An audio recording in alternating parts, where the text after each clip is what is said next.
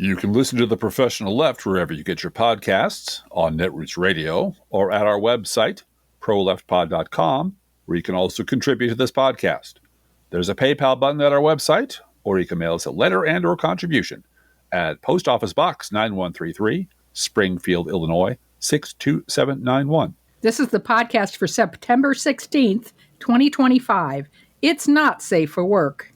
Recorded live from the Cornfield Resistance, where it's been a big week in local fascism. It's The Professional Left with Driftglass and Blue Gal.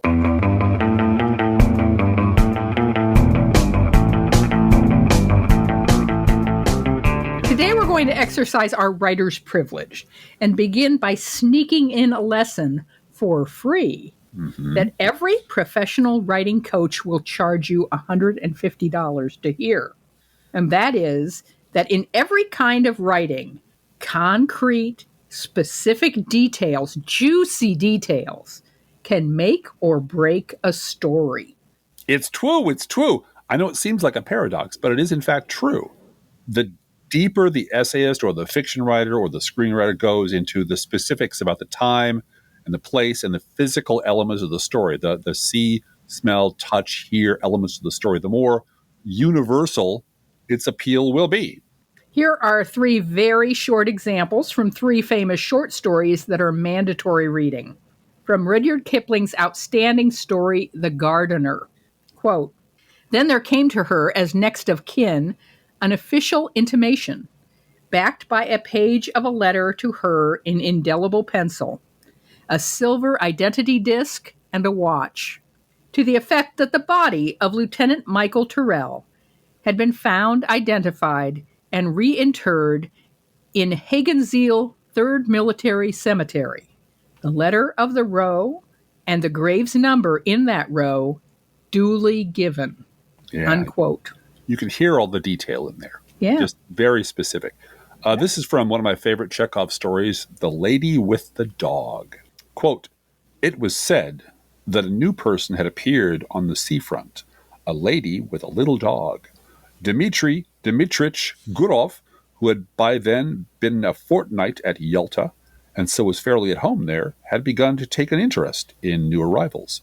Sitting in Vernet's pavilion, he saw, walking on the seafront, a fair-haired young lady of medium height, wearing a beret. A white Pomeranian dog was running behind her. And afterwards, he met her in the public gardens and in the square several times a day. She was walking alone, always wearing the same beret, and always with the same white dog. No one knew who she was, and everyone called her simply the lady with the dog." Unquote. And because I lost the coin toss today, I get to read to you from Jack London's To Build a Fire. It's an excellent story. It's a dark story, but it's a dark story. But I'm only going to read you a little bit. Yeah, Quote, don't spoil it. Don't spoil it for people. No, I'm not going to spoil it. Okay. Quote, he would have to build a fire and dry his moccasins and socks. This was the most important at that low temperature. He knew that much. So he turned aside to the bank, which he climbed.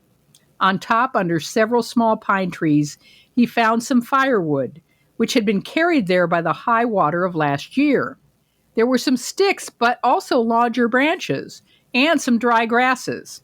He threw several large branches on top of the snow. This served for a foundation and prevented the young flame from dying in the wet snow. He made a flame by touching a match to a small piece of tree bark that he took from his pocket. This burned even better than paper.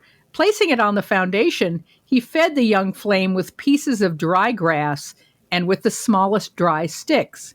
He worked slowly and carefully, realizing his danger." Unquote. Love that story. It's a Jack London story, so there's a dog in that story. It turns out the dog is the smartest one of all. He's the smartest one in the whole story. He's just like, this idiot. So the very specific details of these stories help the reader engage on an emotional level with universal themes like the power of love, or the complications that come from lying, the tragedy of war, the fact that nature does not forgive foolishness, and that very small mistakes can have terrible, terrible consequences. Yep.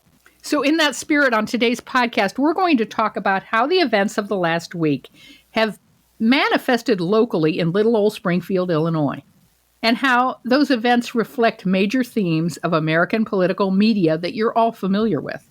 The arrival of the tone police in force, the swooping in of the both sides do it goon squad, and the rewriting of history in real time, both to gaslight sane citizens and to benefit MAGA meatheads who are always itching for a reason to start a civil war. Yeah. So let's start with local radio station WMAY. That's 97.7 on your FM dial and 970 if you prefer your radio in the AM format. Specifically with the Pat Figston Show on WMAY. And there are a couple things you need to know about WMAY and Mr. Figston. Mr. Figston is, in his own words, a conservative who's a former Republican. He's exactly like so many other better-known never-Trumpers who got run out of their own party, but just can't admit that far from being the dirty, commie, America-hating, terrorist-loving, baby-killing caricatures his party made us all out to be, we on the left are, in fact, the only group who have been right about the right all along. So, Mr. Figston is obviously very much a both sides do it kind of guy. And WMAY, the station where he works, also syndicates Brian Kilmeade and Clay Travis. So let's all put a pin in that because we're going to come back to that later. And who showed up out of the clear blue sky to share his cultural and political wisdom 2 days after Charlie Kirk was killed, but former Meet the Press host and current host of the Chuck Todd Show, our old friend Chuck Todd. And just because I love you people so much, I listened to the whole fucking thing, and I ground a 1/4 inch of enamel off my back teeth in the process. This is Mr. Elite Media dropping into our little burg to tell us what's what, and it does not start well. And again, because I lost the coin toss this week, I get to play Chuck Todd. The part of Chuck Todd will be The played part by of Blue Chuck Gal. Todd will be played by Blue Gal today. And I'm going to buy you something real nice, like some soup and maybe some bread for A dinner. can of soup for dinner tonight, yes. Yep. We're trying to save money any way we can. Okay. So this is Chuck Todd on WMAY. Well, here's the thing. We all kind of know what we should be doing, but in some ways, we're going to have to give up hoping our political leaders are going to do the right things. Yeah. Yeah, you got to sit with these quotes and let them breathe a little bit because it just gets worse. So right off the bat, screw you, Chuck Todd, and your our political leaders bullshit. What you mean are Republican political leaders, starting with the President of the United States, who throw gas on these fires, and Democratic political leaders who are trying to tamp it down, which you, Chuck Todd, fucking well know. Chuck Todd again. Sometimes you need incentives to do the right thing. You need reward structures to do the right thing. And right now, all of our incentives are aligned against us to bring us together. All of the incentives are aligned against us to sort of figure out how to act bipartisan. Yeah. And right there, in 3 short sentences, Chuck Todd memory holes the legacy of the last 3 Democratic administrations. And not just that, but the increasingly berserk Republican reaction to each of those Democratic administrations. And again, Chuck Todd fucking well knows better. Chuck Todd goes on to remember 9/11 as a great uniting experience. 9/11 is the last time we really got together as a country, and it lasted a good year or so. But even when we stopped being united, the wars divided us, but it was respectful, right? It was sort of conventional political debate. Blue Gal, do you remember all that respectful debate and conventional respectful behavior that was happening all over the I place? remember being called a traitor. Yeah. I remember the Dixie Chicks having their career destroyed for saying mean words about George Bush. And you and I have written like volumes on what it was like to live through this. So there's no surprise that the avatar of a Beltway media that you will recall rolled over for Bush and Cheney remembers those times very differently than those of us who live in the real world and wrote about it back then in real time. Then the host chimed in that, yes, it was all great, except for those goddamn liberals running down the great good George W. Bush. Yes, Mr. Finkston said, I don't know. There was a lot of calling George Bush a war criminal. And for the record, just in case you're listening, George Bush and Dick Cheney and their henchmen were and are war criminals. Period. Full stop.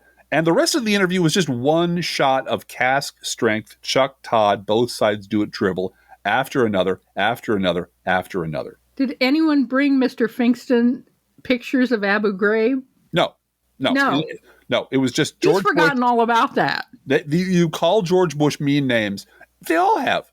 They all have. I mean, I'm not going to go on a David Brooks sidebar here because we're talking about local media, but right down the line, they just blotted all this shit out. When it all went tits up, they all forgot who was right, who was wrong, who called who a war criminal, and who called who a dirty, stinking, un-American scumbag because you didn't support the war and you didn't believe in the cause. You must have sided with the terrorists. So, yeah, we have all that in our archives. Anyway. And so here's Chuck Todd again. I mean, this is where I don't, if you go online, most conservatives think that most liberals are communists, and most liberals think most conservatives are fascists. The online world has us at each other's throats. Yes, it's the internet. Again, for the record, conservatives were making a living. Remember Newt Gingrich? Remember Rush Limbaugh? They were making a living slagging us liberals as dirty, commie, America-hating, terrorist-loving, baby-killing monsters long before the online world was as omnipresent as it is now. Laura Ingraham is older than AOL. Yeah. She's older than YouTube, for God's sake. Yes, she is. So am I.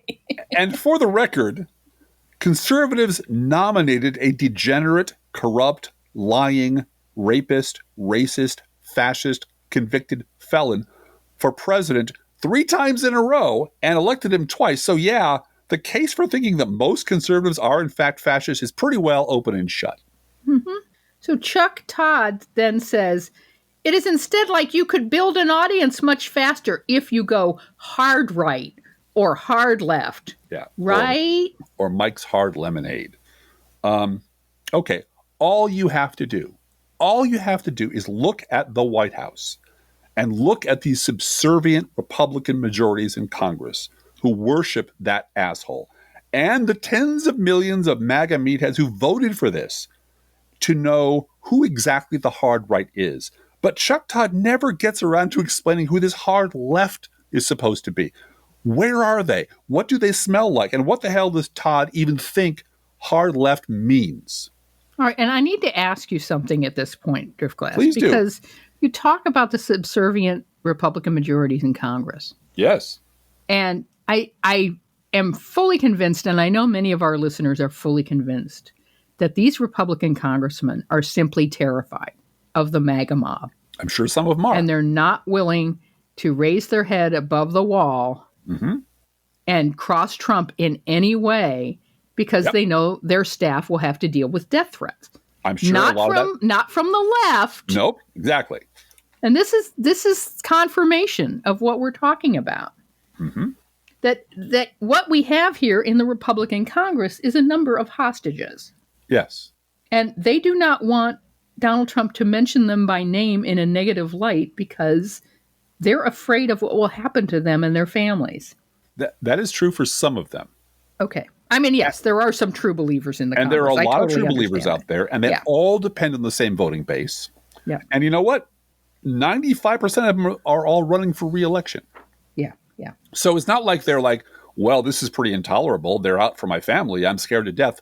So I'll go find something else to do with my life. And I will go publicly and say the reason I am departing office is because they're going to come for me if I say naughty words about the dear leader. They're not doing that. They're running for re-election. And they're running for re-election everywhere. Yep. So I have very little sympathy for the people who are in the middle in Germany in 1938 going, well, if I just stick around a few more years, and play along. And if the insider trading is good, sure. That's why there's a whole number of reasons as to why they're not leaving. And nowhere on that list is for the good of the country. Well, and nowhere on that list is they're afraid that the woke mob is coming for them. No. They're not afraid of the woke mob. No, because they we think they're pretty silly. We think they're stupid. You know what they are afraid of, though? I will say this. What they're terrified of is what worked in the last election, which was running ads that factually state that so-and-so is too conservative for Iowa. Is so-and-so is too conservative for Illinois. He's very, very conservative. And all like metal filings to a magnet. Right. All the MAGA, he's more conservative? We love that guy. And we're gonna vote for the primary challenger. Exactly. Yeah. He's even more conservative than the last nut job we had. And my God, didn't the legacy media from the New York Times on down lose their shit? Yeah. How dare they? How dare you? Democrats run ads? play politics like that? Well, how dare Democrats play politics? I mean, Republicans play politics by comparing candidates to Osama bin Laden. Right. Yep. You know, and running Willie Horton ads. Hey, yes. Rick Wilson looking at you. Yep. But Democrats' successful strategy was to run campaign ads in Republican primaries that were factually accurate and true. Yep. And just pointing out the fact that this guy's even crazier than the last guy and relying on the fact that the base is so fucking nuts and racist and brainwashed, they will automatically go for the craziest option available.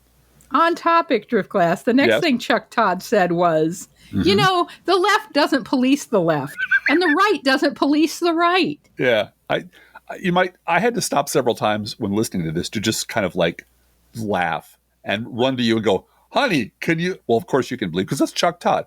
Chuck Todd, I believe it. I spent how many years documenting him on Meet the Press, and before him, David Gregory. And he just is awful. The joke I made when I wrote this up this week is scientists until today never had the proper equipment to measure and test whether or not Chuck Todd was actually just a completely disingenuous, hollow Beltway hack, or he had to play the role of a Beltway hack because Meet the Press executives demanded that whoever sat in that chair behave this way. And now we know. It is the job. And I think it's both. Because we found that out with Kristen Welker. Yeah. That chair makes you this person. Yeah, but you have to be kind of this person to get in that chair. Exactly. It's a push me, pull you situation. Absolutely. So like a light being a wave and a particle, it is both true that Meet the Press demands whoever sits in that chair be the worst kind of criminal against journalism, and the person they pick will have already been that long enough to be able to pull it off without batting an eye. So when Chuck Todd says the left doesn't police the left and the right doesn't police the right, let's look at the record, shall we, Blue Gal? Yeah. I mean, we've both written like thousands of words on this, but suffice it to say, let's boil it down to everybody polices the left. Everybody. Yep. Michael Smerconish polices the left when we sneeze. For decades, the legacy media tone police, they're the tone police, made it a point of pride to stomp all over any liberal who raised their voice using unapproved vocabulary. If you want to see what that was like, go back and read the Weekly Standard during the early years of the Iraq War and see just how punished liberals were.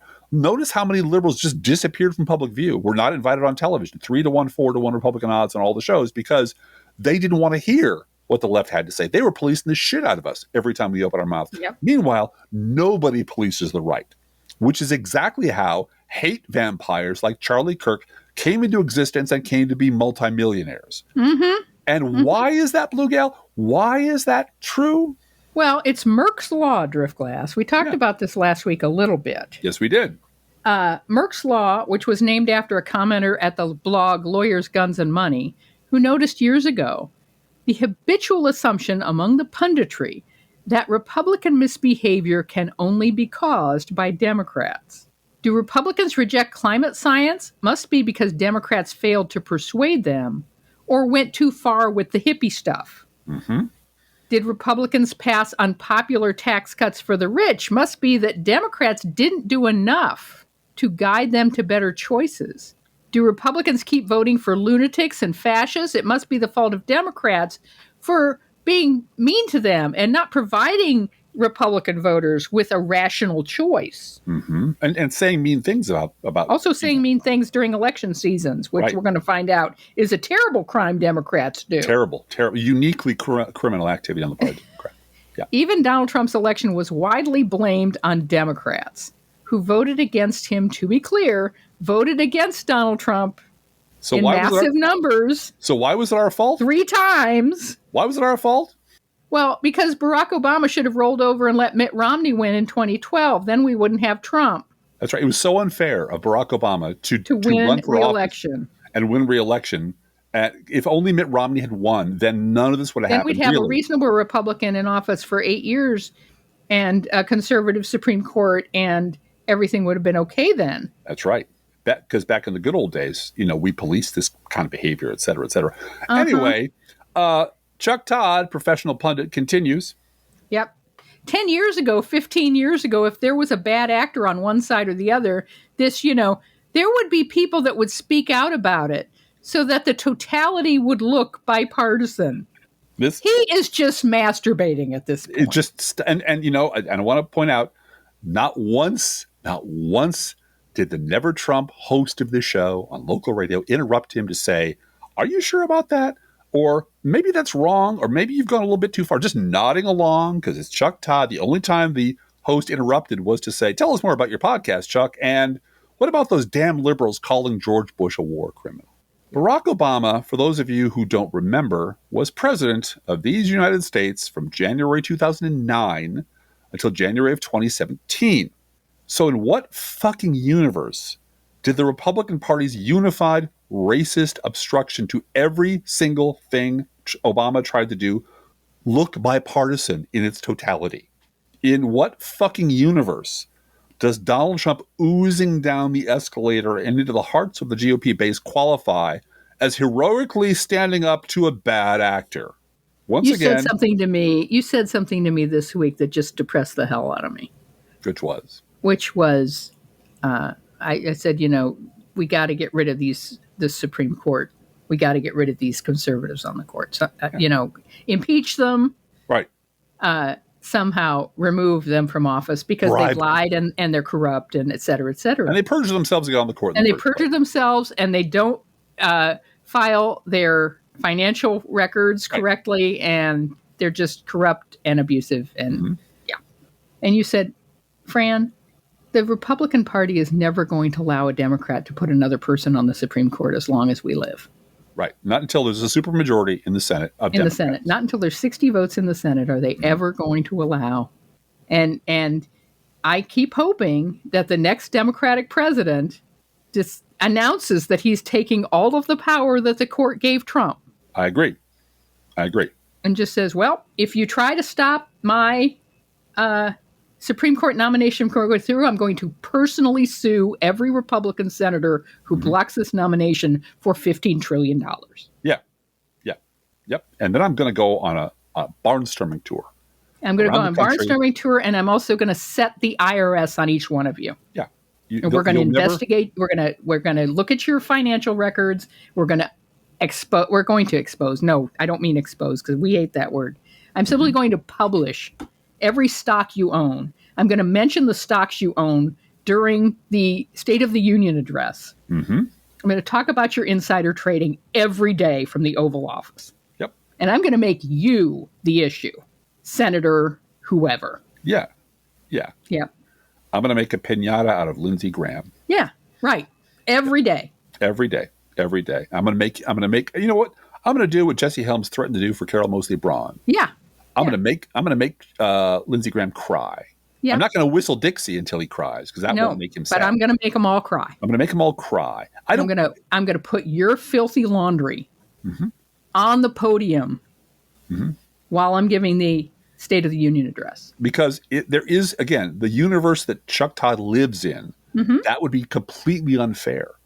It is unfair because the Democrats doing it. Because Democrats are doing what Republicans do, and Republicans are doing it because they've been fed a load of cod swallop for 30 years that we are a bunch of murdering babies. This is why today Donald Trump could look straight in the eyes of a reporter and say, I'm coming after you. Yeah.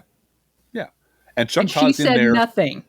And Chuck Todd's in there pitching that, well, just in this one example about 10, 15 years ago, Chuck Todd simply erased the past. Yep. The incredibly inconvenient past that proves that he is a fucking liar. Yep. And the person who was hosting him said nothing about it. Just let him go. Here he does it again. Yeah. Another quote from Chuck Todd. And look, I accept the premise that there are folks on the left who say, yeah, we have our extremists, but we think those guys are worse. And I accept the premise that on the right, they say, we may have our extremists, but those guys are worse.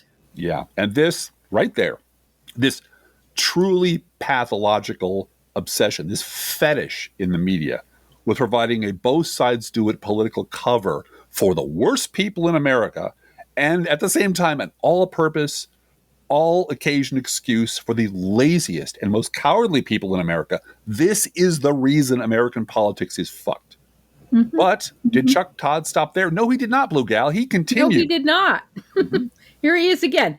Like, take the Matthew Dowd comment, okay? Terrible thing he said. What do we think? 125,000 people saw it in real time. It gets amplified on social media, right? Yeah, because let's beat up on Chuck Todd or beat up on Matthew Dowd. Because as much as it pains me to admit, and it does pain him, folks. It pains me to admit this. What Matthew Dowd said was not terrible. It was, in fact, true and pretty boring. It wasn't terrible at all. And second, it was Fox News that amplified this. It was Jesse Waters who amplified it and called for him to be fired immediately. That day. Fire him this day. Yeah, and you know what? Just as they'd been originating and amplifying the most grotesque slander during all those halcyon decades that Chuck Todd remembers of bad actor policing and respectful conventional debate. Now, important point. Remember that thing we asked you to put a pin in a while ago? Yes, I do. About 6 hours ago, we talked about that. It was about Brian Kilmeade and Clay Travis, right? Well, surprise, it is that Brian Kilmeade. Yep. Brian Kilmeade has a syndicated show on WMA radio right here in Springfield, Illinois. WMAY, right the here. Brian Kilmeade Show. The Brian Kilmeade Show every day. You know, the one who got to keep his Fox News gig and his WMAY gig after casually suggesting on live television that the homeless should be mass murdered. They should have lethal injection for homeless people. Yeah. You know how many homeless people are veterans, by the way? Yeah. Well, Brian Kilmeade is brain damaged or something. Yeah. But he just is the most unfiltered of all the scumbags at Fox News. And not bright. I'm sorry to say that. But he just sat there on the couch looking like someone had stolen his ivermectin and his paste that he was eating and said, oh, we'll just kill him. Just kill him or something. And lethal injection, that takes care of it. He got to keep both his radio gig here in Springfield, Illinois, his syndicated gig, and his gig on Fox, while Matthew Dowd was crucified on Fox News and fired from his MSNBC gig, even after apologizing profusely for what were essentially a few anodyne comments about violent language. Mm-hmm. Mm-hmm. Which brings us to you're not allowed to repeat on social media now. You can't say things on places or you get canceled. And may I applaud our friend Kevin on Blue Sky. Kevin H. on Blue Sky. I suppose so, if you must. Who pointed out that this is a corollary to the David Brooks rule. Yes. Where ironclad rule of David Brooks. The ironclad rule of David Brooks is you must quote what David Brooks said this week. You are forbidden to quote what David Brooks said prior to this week. Right. No fair remembering stuff. No fair remembering anything David Brooks ever wrote before this week. Okay. There's a corollary to that now, which is you must praise Charlie Kirk. Period. You are required by law and by the force of the Trump administration to consider Charlie Kirk a sainted, good Christian man. Yep. You are forbidden from running videos of Charlie Kirk talking, from quoting what Charlie Kirk said on his podcast, from mentioning anything he said at Turning Point USA conventions, ever. If you do that, you are speaking ill of the dead by quoting him. May I? And I would just add that Robert Redford died today. Yes, he did. R.I.P. Robert Redford. And I said on social media, you should try to live a life so that when you die, people go, that's sad.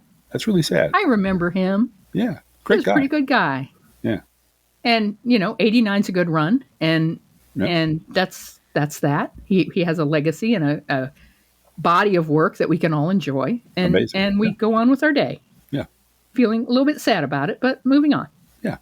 That's not what happened with Charlie Kirk, because Charlie Kirk didn't live that sort of life. No. And I don't have to ignore his legacy No, based on running videos of what he said about me and my gender, no, about black people and their race, no. about trans people and their existence. I don't have to do that. You know, Donald Trump was free to give Rush Limbaugh the Presidential Medal of Freedom, and Rush Limbaugh died of natural causes. But the death of that awful scumbag human being does not mean that I am prohibited from remembering the enormous damage he did to this country. That Rush Limbaugh did to this country. Yeah, Yep. yeah, that's the way it works. That's the way it works, period. And if I may quote Casablanca, they got lucky. Yesterday, there were just 2 German clerks. Today, they're the honored dead. Yeah. Yep. Yeah. Yesterday, he was just a scumbag podcaster making millions of dollars, baiting unsuspecting college students into fights that they couldn't possibly win, and promulgating some of the ugliest, hatefulest propaganda this side of Germany, 1938. Yeah. Yeah. And today, he's the sanctified figure who will have a moment of silence, whose body was flown back to wherever it was going on Air Force Two. On Air Force Two, and for whom flags were lowered to half-staff. And when Trump was asked about, what about the Democrats who were murdered in Minnesota? What about them? I'm not familiar. I'm not familiar. Who are they? And at the time, he said, well, they didn't say nice things about me. Why should I call them? So it's coming from the top. Yep. It is definitely coming from the top. But let's bring it back to WMAY in Springfield. Why not? Because let's talk about that other WMAY syndicated radio host, Clay Travis, who I'm sure none of you have ever heard of, but he's very popular on the right. He went on a violent, unhinged rant about liberals on the Sean Hannity show following the killing of Charlie Kirk. And he kept his job, and I'm sure he'll be invited back on Fox as often as he wants. So I got to ask WMAY, local radio station, 94.7, whatever the number is, where's the accountability for that? Why aren't those people being held to the same standard you held poor Matthew Dowd? And believe me, again, it kills me to say the phrase, poor Matthew Dowd. But let's resume with Chuck Todd. Let's resume with just a little bit more Chuck Todd. Not too much more, but a little bit. Yeah. This is Chuck Todd. You know, there was a time right there. There was a time, Blue Gal. There was a time. Yes. Where we punished a politician that didn't try to unify the country, right? Yeah.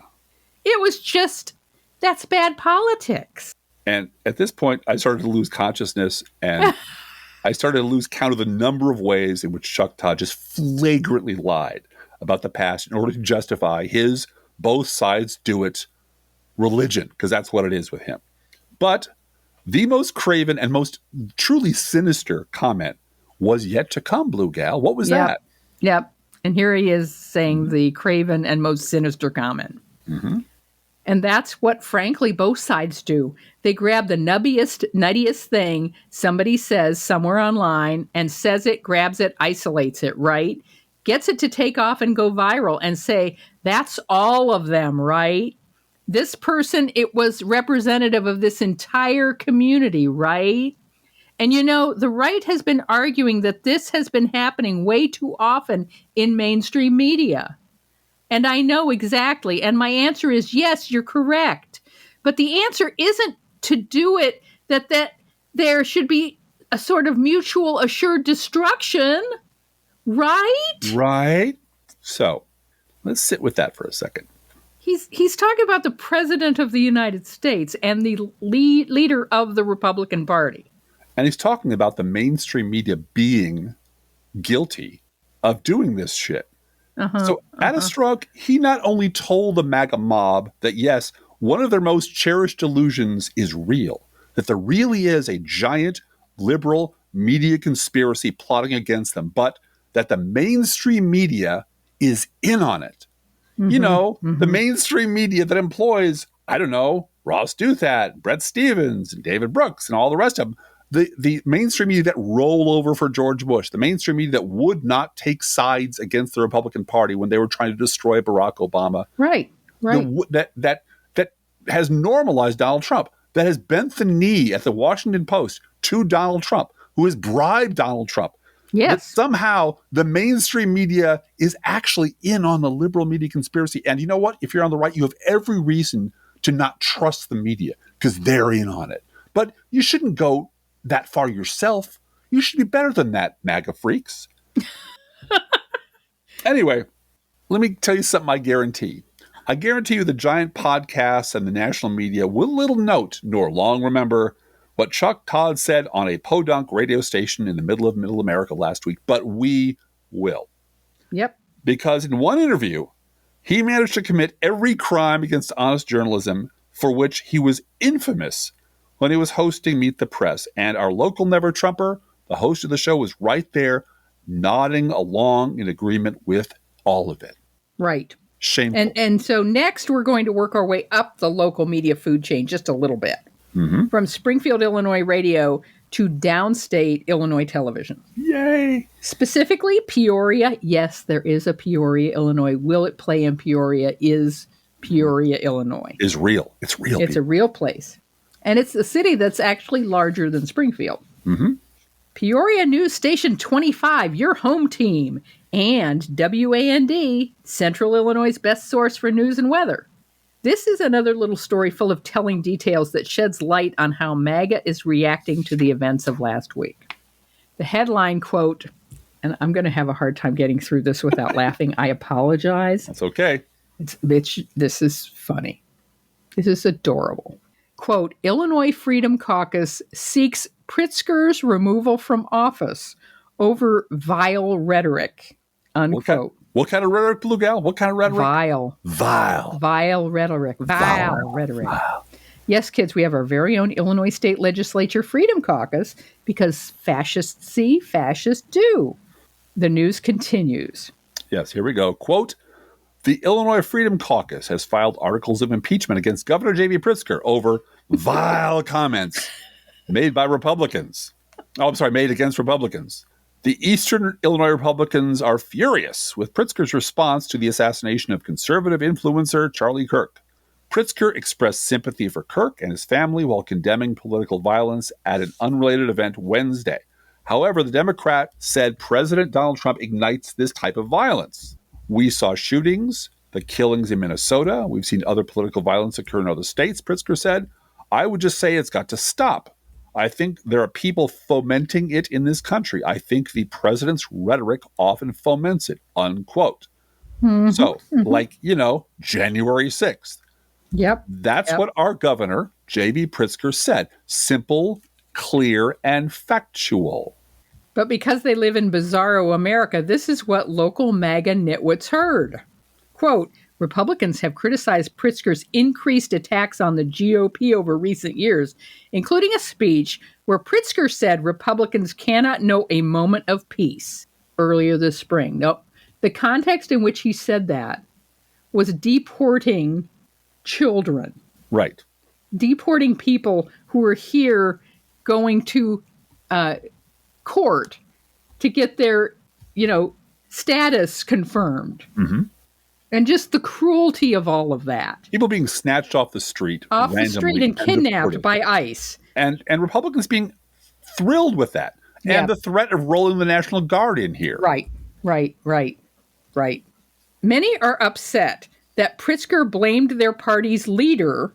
Who is he again? Who's their party's leader again? Tip my tongue, Blue Gal. Tip of my tongue. For the rise in violence following Kirk's death. For him to say those things for political gain is unacceptable. Sit with that for a minute. He said things for political gain. Yeah, terrible thing. Said Representative Adam Niemerg, Republican of Diederich. That's what this is all about. This is about political gain for radical Democrats and, say it with me now, pushing a woke narrative. Not a woke narrative? Yes. A woke narrative. They can't amount to anything to get that done, including assassinating conservatives at college campuses. Unquote. So let's go down the list, shall we? Political gain, that's check. Radical Democrats, check. Woke narrative, check. First of all, this is all taking place within a few miles of where Abraham Lincoln is buried. Yep. Second, they really are just reprogrammable meatbags, Blue Gal. Yeah. That's really all they are. Yep. Yep. Niemerg and Representative Chris Miller, Republican of Hinesboro, told WAND News they know Democrats have no desire to impeach Pritzker. You're goddamn right we don't. They argued that other Illinois Democrats are complicit in the governor's actions. I want a T-shirt that says that. I'm complicit in the governor's actions. Yes. Yeah. Mm-hmm.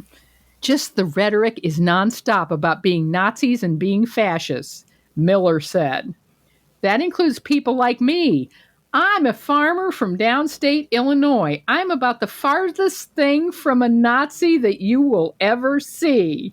It's extremely inflammatory to me personally, and also my family, and all the things we stand for. Unquote. Unquote. So, first of all, we feel compelled to ask, what exactly is the difference between someone who is a member of a fascist political party, who votes for fascists, who sides with fascists, who helped nominate a fascist for president 3 times and got him elected twice, and an actual fascist? It sounds an awful lot like being just a little bit pregnant. However, there is a punchline to this story. There is a punchline. And it's a perfect punchline. Chris Miller, the leader of the state-level Illinois Freedom Caucus, is the husband of Mary Nazi Miller, who regularly disgraces herself and embarrasses the state as the representative from Illinois' 15th Congressional District, which, at a rating of batshit plus 20, is Illinois' most conservative district.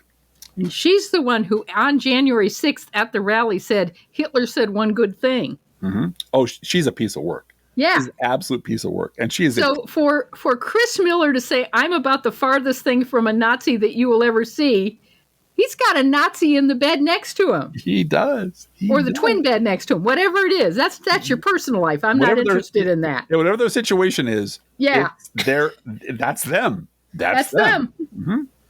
He's married to Mary Nazi Miller. But he's not just a farmer from downstate Illinois. He's married to Mary Nazi Miller. He's just a simple Stone Age representative, honey. He doesn't understand your big city ways. He has no idea what you're talking about. All right. So here is more of what Governor Pritzker actually said. And this is from the article. Okay. Quote, Pritzker said, no one in this country should have to fear gun violence, whether they're in class in high school or attending an event on a college campus. The Pritzker administration reiterated that the governor condemned the shooting that killed Charlie Kirk and believes political violence should never become the norm, unquote. Again, all very, very clear. And here is the predictable Illinois Republican Freedom Caucus freakout. Quote, just 2 nights ago, I called for the governor to resign, frankly, over his terrible comments blaming Trump and January 6th for Charlie Kirk's political assassination, Niemerg said.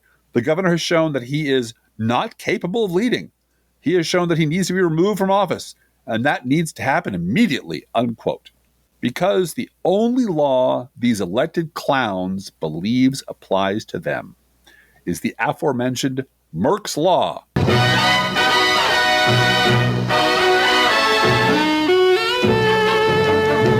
It's Burke's Law. No, not Burke's Law. The excellent 1960s ABC TV drama starring Gene Barry. No, not that one. We're talking about Merck's Law. That's the one about how Republicans must never, ever be held responsible for anything. Right. All right. Moving up the food chain, at Chicago's own WGN, which is a big station. Well, it is the world's greatest network. World's greatest network. Yeah. Home of the Cubs. And they air Cubs games on WGN. Yep. Yes, they do. Mm-hmm. The writer had a little more fun with this ridiculous story than you're allowed to have downstate. Yes, he did. At the top of the story, they mentioned that, quote, Illinois elected leaders from both sides of the aisle are calling for a change in tone, but the Illinois House Freedom Caucus, comprised of conservative state lawmakers, accuses the governor of inciting violence, unquote. Oh, no. At the end of the story, they conclude with this, quote, also worth noting is that the GOP leadership did not introduce the measure, unquote. So the Republican leadership in the Illinois State House had nothing to do with this. Which, you got to admit, impeachment move. which constitutes one hell of an eye roll for a major media outlet. Yeah. You know? Yeah, it sure does. It sure does. This is also why those of us who live out here in Middle America, you know, you and me, our little podcast, and folks like us, have a much clearer understanding of what's actually going on in American politics than large coastal media corporations who, like, say, The Bulwark and Crooked Media, who still invite Chuck Todd on their podcast and still treat him like a long-lost lodge brother. Hey, Chuck. Hey, brother, how you doing? Oh, I'm fine, Tim. How are you? What the fuck is that? Let's talk about both sides. Yeah. All right. So we've ascended through local radio, downstate TV, Chicago TV. We're going to stop off at the top of the legacy media food chain to demonstrate how fast pundits at every level of the media raced for the safety of the both sides do it lie once the events of the past week began to unfold. Okay. So I know most of you already know this, but in case we have thousands of new listeners this week, and you are all unfamiliar with this, Both Sides Do It is an ideological safe space. It's a dissociative disorder and a lazy pundit's crutch, but it's mostly just a very big lie. Or, if you don't mind me stealing a phrase from William Gibson from Neuromancer, it's a kind of consensual hallucination. And it remains the biggest and most culturally potent big lie precisely because so many people desperately want it to be true or are deeply invested financially and psychologically in getting others to believe it's true. Right. That's what pundits are all about. Because coming up is a Jardiance commercial. Right. And so we can't make anyone mad at us. So we're just going to blame both sides. No. Right. And this is something I've been documenting on my blog every day for 20 goddamn years. It's true. I'm very tired. I want to take a nap, Blue Gal. It serves the needs of the MAGA mopes when they get caught out as liars and hypocrites. They will sprint for the both sides lie and hide there, deflecting all criticism with volleys of both the Democrats until the coast is clear, and then go right back to the daily business of worshiping the dear leader and screaming that you and me, Blue Gal, are existential threats to civilization.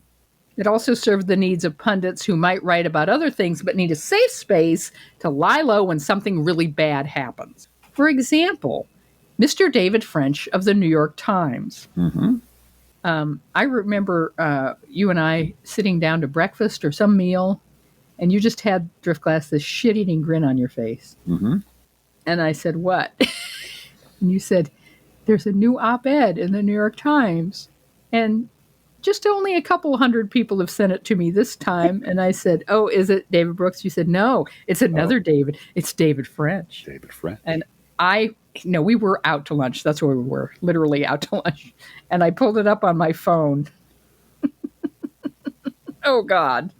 Anyway, French was hired by the Times apparently because having only 3 middle-aged conservative white men on the payroll, Brett Stevens, Ross Douthat, and David Brooks, was not representative enough of the rich text that is modern conservatism. So they felt compelled to add one more middle-aged conservative white guy, which, just so you know, that spot on the New York Times masthead on the op-ed page belongs to a white guy, as Charlie Kirk would say. Yeah. You can't have, if you have affirmative action, that's because an unqualified black woman took a space that belonged to a white person. That's right. A middle-aged conservative white guy who had to have his vicious Bible-thumping anti-gay biography quickly tidied up to get him into the Times lineup. But it's still out what there. He used to write about gay people. Yeah. Oh, my goodness. Oh, boy. Yeah, for all the worst publications. Yeah. Since coming to the Times, French has mainly specialized in writing about how, as a deeply conservative Christian man, it came as a complete shock to him that, checking notes, his Republican Party was full of Republicans. Oh, my God. How'd that happen? I wasn't expecting it. He was indignant. He was saddened. Over and over again, he lamented, to quote Pink Floyd, who let all of this riffraff into the room? Yeah. Now, this is not the day for this, but some other day, we'll get deeply into how the fuck it came to pass that the first tier of elite, legacy, media, conservative political pundits all have at least one thing in common. Regarding all those decades when they were trading on their supposedly unique and deep and savvy insights into American politics, they all now swear they never had the slightest idea what was actually going on inside their own political party or inside their own ideological movement.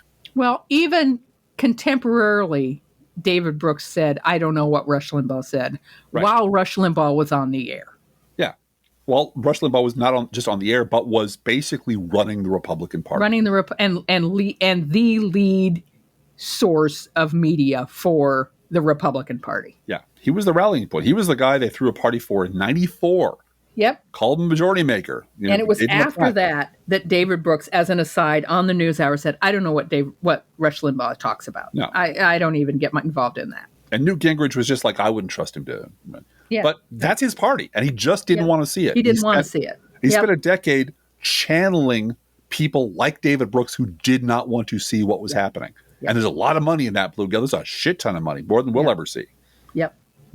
Suffice it to say that David French's version of this is being very disappointed that his party turned out to be just as barbaric, bigoted, hypocritical, hollow, and profoundly unchristian as we dirty hippies always said it was.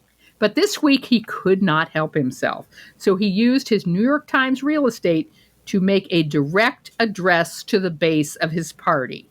A base of his party that definitely does not read the New York Times, and they all hate David French for leaving the cult. Yeah. And being disloyal. He was disloyal to the dear leader. And he built this. You gave this to us. You made this for us, and you ran away.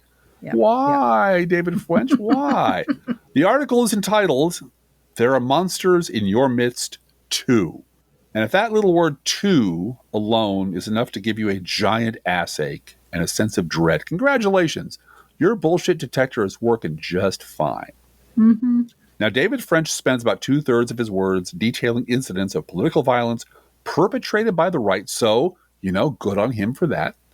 And he even links to statistics showing that political violence is far more prevalent on the right, so, good on him for that too. But, of course, right at the end comes the razor in the apple. Quote, if we're convinced that political violence comes from only one side of the divide, then the temptation towards punitive authoritarianism is overwhelming. They are evil and violent, and they must be crushed. If, however, we accurately understand that America has an immense problem with violent extremism on both sides of the ideological aisle, even if, at any given moment, one side is worse than the other. Oh yeah, at any given moment. Who knows how crazy Democrats are going to become in the next couple of weeks? I mean, look at their track record. They elected, Joe Biden and Barack Obama and Bill Clinton. But never mind that. They're right on the verge of maybe becoming even worse than Trump. Anyway, back to the article. To get past this dreadful moment, which people like David French created, more and more Americans are going to have to face the painful fact evil isn't confined to one side of the American divide. There are monsters in your midst, too, unquote. Oh. Yeah, really? I'm sure that opened a lot of eyes on the right. Oh, my God. Yes, I see it now.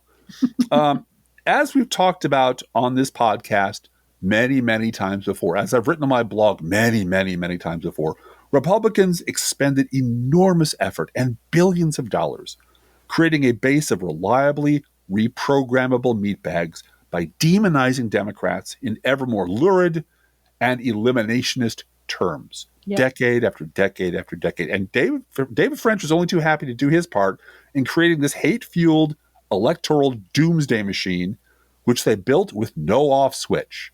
Once it's on for good. Democrats... Even Barack Obama said, if I had a steady diet of Fox News, I'd hate me too. Yeah. Yes, he did. Yeah. And speaking of Barack Obama, Democrats twice nominated and elected a man who, for all intents and purposes, might as well have been built in a fantasy-centrist laboratory. Yeah. He was decent, humane, rational, scandal-free family man who never stopped trying to reach across the aisle to forge, say it with me, Blue Gal, bipartisan solutions to our nation's very real problems. And we've written a lot about this, about how hard he tried to get any Republicans on board to reform health care. He went to the Republican retreat to sit down and talk with them about their ideas for how to fix health care. And he's like, I don't care whose name is on it. I just want to get this problem to get better. Yeah. All I ask is that it meets like 3 basic qualifications. Mm-hmm. And you can do it. All I want to do is pass the American Enterprise Institute's own healthcare plan. All I want to do is pass Romney care. You Yeah. love Romney, right? And not a word, not any help at all. Who was just the Republican moderator of that meeting, Driftglass? I believe it was Paul Ryan. No, it was Mike Pence. Oh, that's right. It was Mike Pence. It was Paul Ryan who leaped up and said, "What about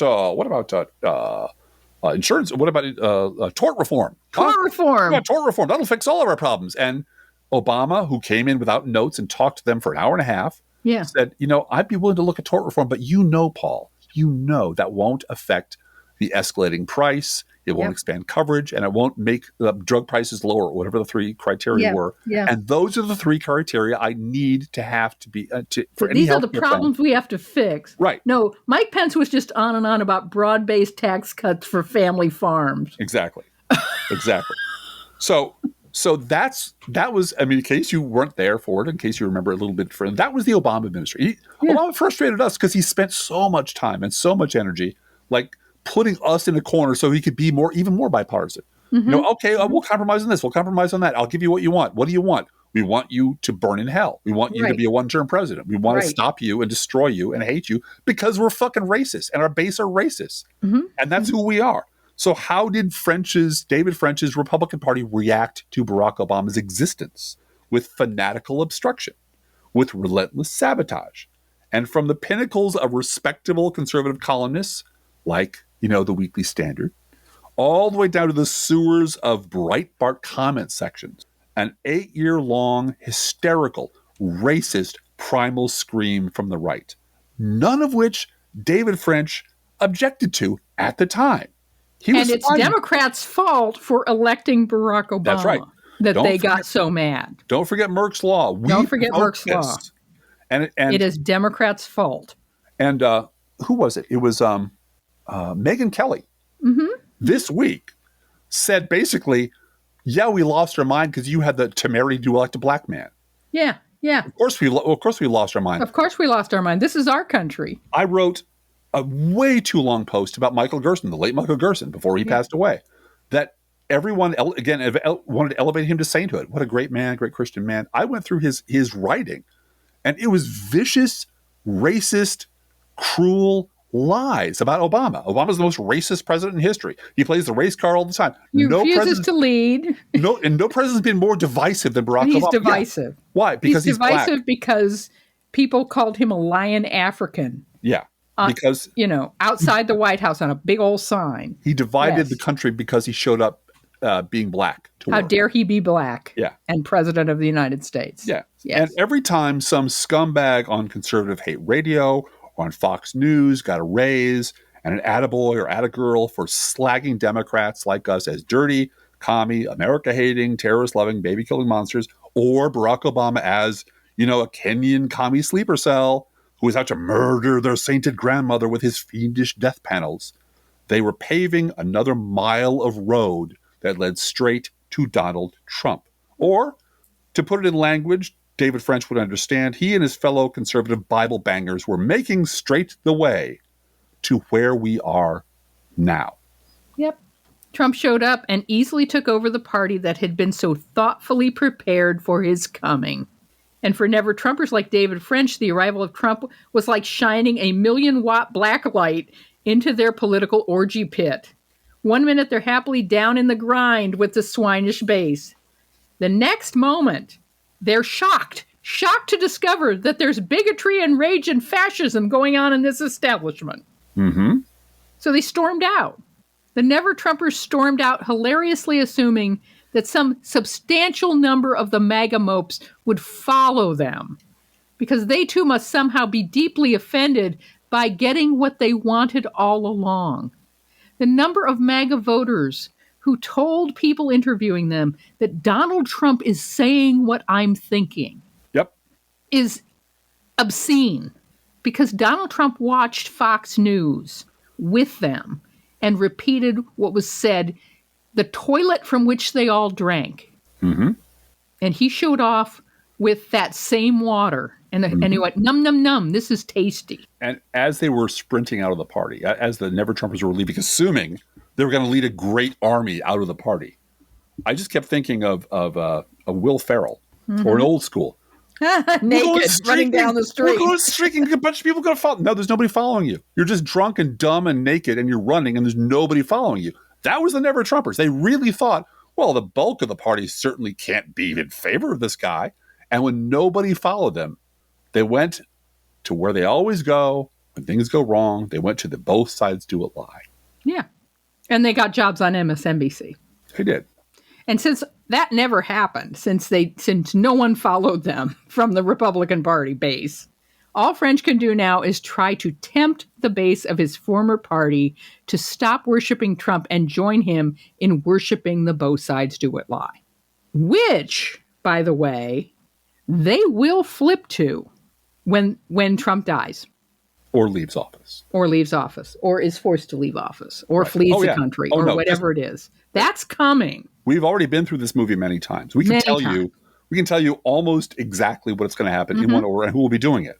There will be a Peter Thiel-funded movement to back J.D. Vance as president and to create a new conservative movement. Right. It's not MAGA. Oh, no. No, it's much more reasonable than that, but it's still hard on immigration, you know. It's a true conservative movement. But it's a true conservative movement. In the spirit of the founding fathers. Have a new hat. Yeah, well, they'll have a brand new hat. It'll be great. Brand new hat. Yeah, yeah. Now, since we're running a little long today, we're going to skip our news roundup, but we also have some housekeeping, Drift Glass. Yes, we do. If, God willing, and the creek don't rise, and the internet is up, we will be welcoming Mr. Charlie Pierce back to our podcast later this week. That's Charlie Pierce, the Esquire's outstanding political and media writer and critic, and not Charlie Pierce, the famous female impersonator. And Charlie Pierce, if you're listening, you know where I got that line from. I think you're a fan, Drift Glass. I'm a fan, unabashedly. You listen to Charlie Pierce when he's on other shows. Yes, I do. Also, Drift Glass, believe it, this because it never rains, it just pours in our house. Mm-hmm. Drift Glass will be on the Bradcast tomorrow with Brad Friedman, Desi Doyen, and Digby. Yeah, and please don't say it never rains because we're like in a month and a half into a drought here. So let's get some rain going. We need some pouring rain is what we need here. Well, a nice gentle rain that lasts, off and on for 2 days would be perfect. Would be great. Also, tomorrow, this week, there'll be no knitting podcast because, frankly, don't ask for it. We're busy. We're busy people. We've got busy lives. We're doing busy things. My 24 viewers of the knitting podcast are very patient people. and the knitting podcast, because it's a small house and I can hear the podcast when you do it. Yeah. And I do sneak a peek on it. It's really good. It's really good. You've got real talent and you always end with like a message. Yeah, reading. I do some reading. Yeah. But there's always kind of a lesson in there somewhere. There is a lesson in there about organizing, about not hoarding yarn, about time management. About patience. Self-acceptance. Mm-hmm. Yeah. I try to keep it a little bit philosophical and also a little bit instructive because I'm talking to people like myself who have a ton of yarn and not a ton of time and need to manage all of it. And that it's hard to do that. But yeah, I do. Well, and you're very encouraging. It does remind me of what some woodworking. Yeah, because you watch a lot of woodworking YouTubes. Yeah, I watch several. I do watch a few. I have a few that are my favorites. And the ones that are most kind of reassuring are the ones who said, don't listen to people who say you're not a woodworker. If you've taken a saw to a piece of wood, you've nailed it, and you did whatever, you're working with wood. Right. Don't worry about how bad it looks. Don't worry about mistakes. Worry about taking your fingers off. Be very safe and use the tools appropriately. But if you're making something and you look at it and you made it, then you're a woodworker. Yeah. Go with that. Enjoy the feeling of accomplishing something like that. And then, try to make improvements next time. Like that's exactly the lesson that we can take into our politics. Mm-hmm. Just don't get discouraged when things don't go perfectly, when they don't go your way. Just try harder to do a little better next time, and we'll all get there together. Do you feel that way about your woodworking? I do. I am a bit of I'm not a perfectionist, but I can see every mistake I make, every glitch, every error. But it's very much when someone comes around to sit on the bench you made or sit at the table you made, don't point out to them the little mistakes you made. They don't see them, only you do, and they look, gigantic. Just enjoy. There are pieces that I look at for days and days and days to try to figure out exactly how to tackle it. But that's a problem to be solved, and that's fun. That's a jigsaw puzzle or a crossword puzzle. Anyway. That's exactly what knitters need to know. Someone says, I love that sweater. You just say, thank you, I made it myself. That's all. And you beam with pride. You don't point to a seam in the underarm and say, see that one stitch? Because you made the damn sweater. I am reading for the second time, The Sparrow by Mary Doria Russell, which is Jesuits in Space. Oh God. And there's a line in it from today's reading that I just loved, and it was something to the effect of, the path to God is not via poetry and piety. It is through patience and persistence. It's a grind. It's a grind. It's a grind. Yeah. And you can take out the word God and put in a better world, a happier world, a more serene world. The path you're on is patience. Man, I hate patience. I hate patience too. I really do. I really hate it. I don't have the patience for it. Don't On that note, feel free to write to both of us at proleftpodcast@gmail.com. We love hearing from you. Be aware that if you write to us at any of our addresses, we reserve the right to read your email or U.S. Postal Service. Go Postal Unions. Letter on the air unless you say otherwise. Please share our show on social media. And if you love this podcast, please get someone else to listen to it too. And thank you for doing that. Hey, Driftglass, how are the Internet Kitties doing this week? Well, Blue Gal, following Donald Trump's example of suing the New York Times for $15 billion for saying mean, true things about him, the Internet Kitties are suing Ralston Purina for $15 gobzillion trillion for changing their kitty treat recipe. Let's think about living. Think about living. Let's think about loving. Think about loving. Let's think about the hooping and the hopping and the popping and the lovey-dovey. Let's forget about the wine and the crying, the shooting and the dying, and the fellow with a switchblade knife. Let's think about living. Let's think about life. The Professional Left podcast is recorded under a Creative Commons license. Copyright 2024-25, GGBG Productions.